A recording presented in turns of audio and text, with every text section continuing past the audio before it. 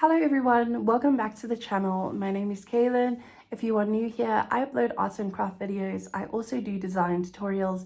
So if that's something that interests you, please do consider subscribing to my channel. I would really appreciate it. So in today's video, I have gone and bought myself a brand new little mini heat press from Doodles Cafe, and I'm so excited to test it out. I am going to be pressing some caps, just going to go ahead and have fun with it. I hope that you guys enjoy the video. Thank you so much to everyone who has subscribed to my channel. I truly appreciate it. With all of that being said, let's go ahead and get started. Okay, so we need a design to work with for our caps. So you can go to places like designbundles.net.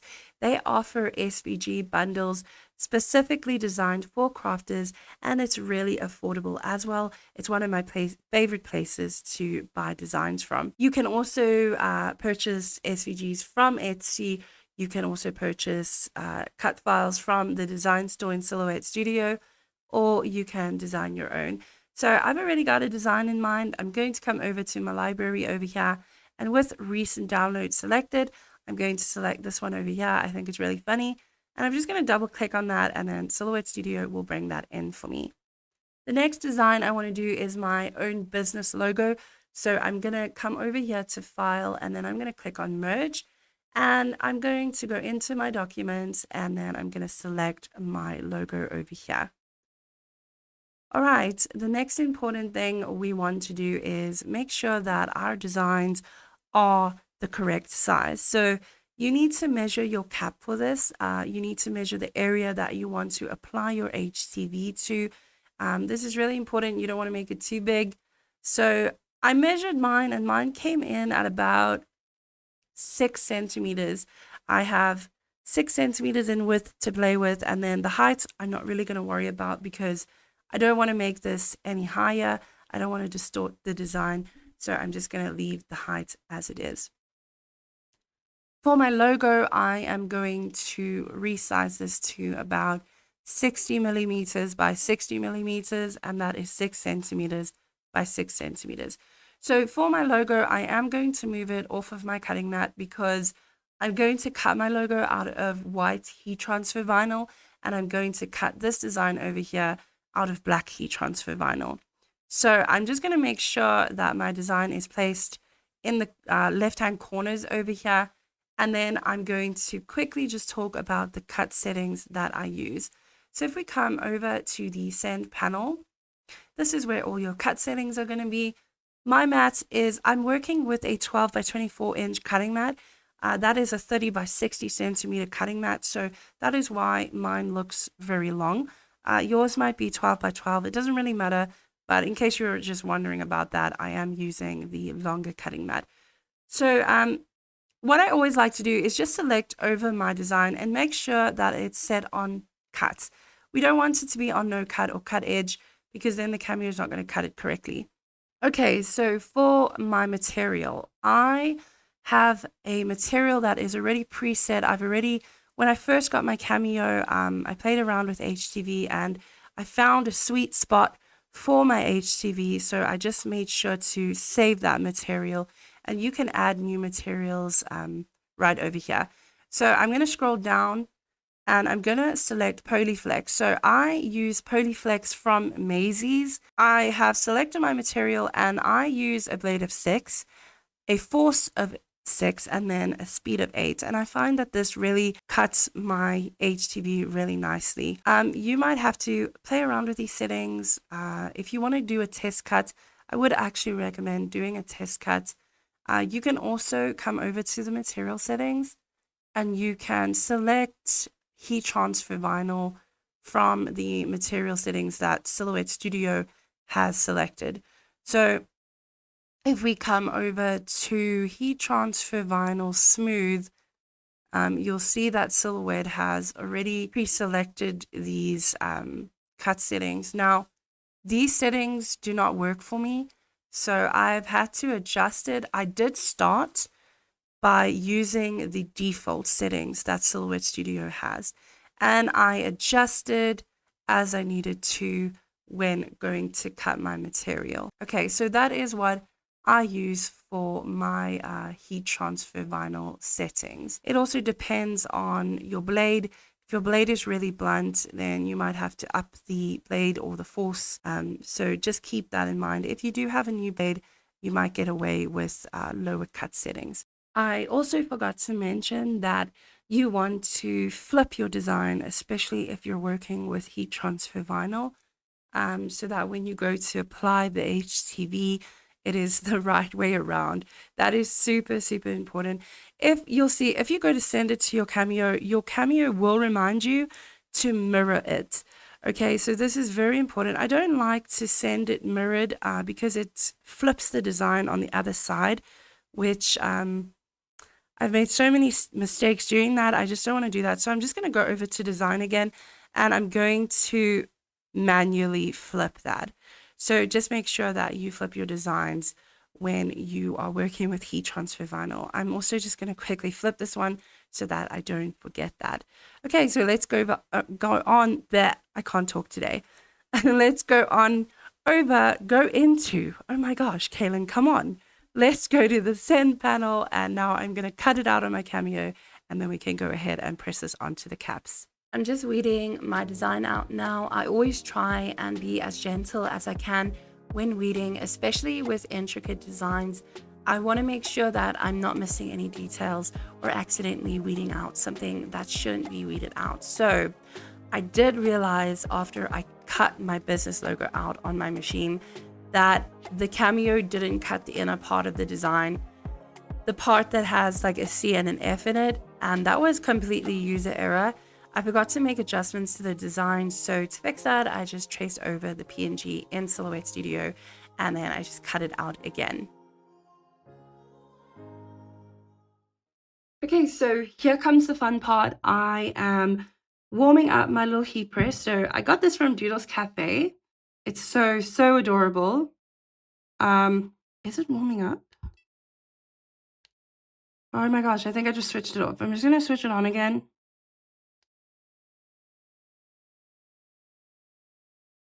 There we go. And I'm gonna put it onto the medium heat. That's 160 degrees Celsius, which is the right temperature to press my HTV with. So once it's green, it's ready to go. So I'm actually going to let it warm up quite a bit before I press anything. It really needs to be very hot. These are the caps that I'm going to be working with today. So I got my caps from Remington Supplies in Boksburg. It's a local supplier in South Africa and really, really good quality. They also have a walk-in shop. You can also shop online for their blank apparel. Okay, so I think we are good to go. So another thing I borrowed my sister's cap attachment for her heat press. You're going to need something to put your cap on in order to press it. So you don't need to use this. You don't need to go out and buy a cap attachment, nothing like that. You can use a silicone or like what do they call that? Like a heat mat. I think you can get like Cricut heat mats. You can kind of sort of like fold it up and use that, or you can even use a thick towel to do this. You don't need to get a cap attachment, but I thought it would just be easier for me to use this. So I'm going to press my first design. So I'm just going to place the cap attachment underneath my cap, or rather my cap over the cap attachment, and I'm just going to set it down. And I'm just going to use my hands to kind of like hold it down. I do apologize if my camera is shaking at the moment. That should be good. I'm actually going to hold it up a little bit. And then I'm going to place my design right on the bottom over here. That's kind of where I want it to be. Make sure it's straight because it is quite visible. When you place something skew on a cap, it just doesn't look nice. So just make sure that it's straight. I'm just gonna try to get that as straight as possible. Yeah, it's a little bit skew. I'm kind of using the seams as a sort of guide. Okay, just gonna press that down. Make sure that's on the cap attachment, that I have something to press on. I think it looks good. So I'm gonna go ahead and I'm gonna press it. I'm not gonna use a Teflon sheet. You can if you want to. You can also use baking paper or a silicone paper. You can use that as well. But I'm just gonna go ahead and press this on. So I'm going to use a little bit of pressure, not too much.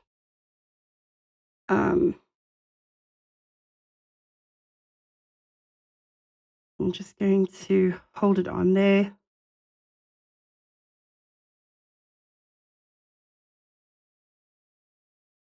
I'm not I've noticed that when I moved the little heat press, it kind of did something weird with my HTV. So it kind of shifted the HTV. So I'm not going to do that. I'm just going to kind of press firmly and hope for the best.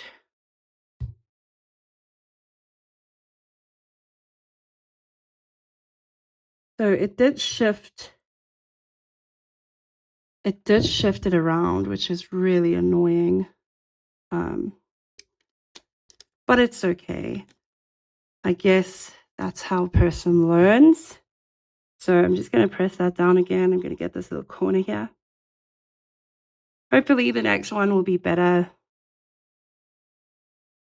I think it's just something with this black HTV. I had the same problem yesterday, whereas my other HTVs seem to work fine. I don't know. I think it shifts really easily. So you just need to be careful when you're pressing it. Okay. So I think that should be good. All right. That's okay. You can see these little press marks here. We can always fix that by just going over it, treating it sort of like ironing something. Okay, and that's how it looks. You can see that it's shifted a little bit. If you want to, you could use heat tape to sort of hold the heat transfer vinyl down, but it doesn't look too bad. I'm going to be using it for myself, so it's okay, whatever. Let's go ahead and press the next design. Hopefully I can do this a little bit better. I think it would be better to just sort of hold it down so that there is a bit more stability and the HTV doesn't shift as much. I do apologize if my camera is moving. I'm just trying to get this as stable as possible. Okay, so here is the next design.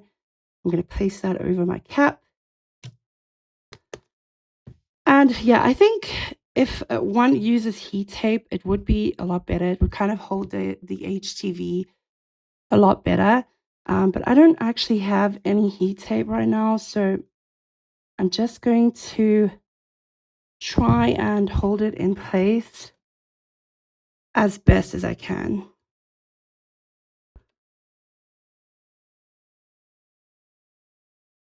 Okay, and then I'm going to be very careful not to shift it.